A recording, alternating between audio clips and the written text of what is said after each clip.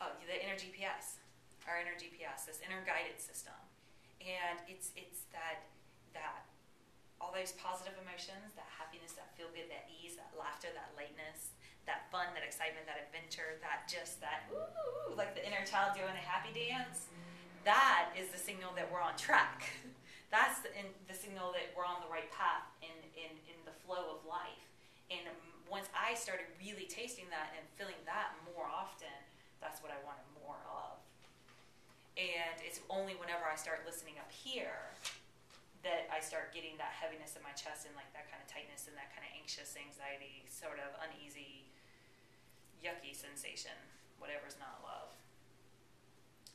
So once I could start feeling the physical reactions that took place in my body, when I don't like a situation, I feel something really heavy and pressing on my chest, and I start to kind of tighten up and have a hard time breathing and focusing my attention, and I just get really scared. It's kind of like a closed-off feeling.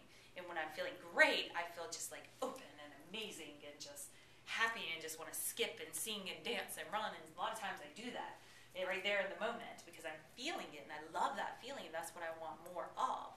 So any time that I started feeling this like pressure and this anxiety, started feeling the physical effects that would take place in my body when undesirable situations would occur, instead of taking it and just like pouring myself into it, like, oh, I'm so miserable, I'm so scared, I need to prepare, or whatever, getting caught up in that emotion, instead of running down that path, I instead took that heaviness and that anxiety and that feeling when it would first come on, and I would use it as an indicator to make a different choice.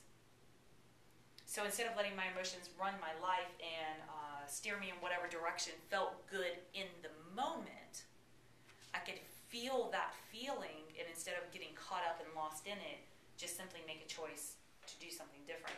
And it took recognizing that feeling after the fact, and then eventually recognizing the feeling in the fact, to eventually being able to stop it and making a choice before I really got into that feeling.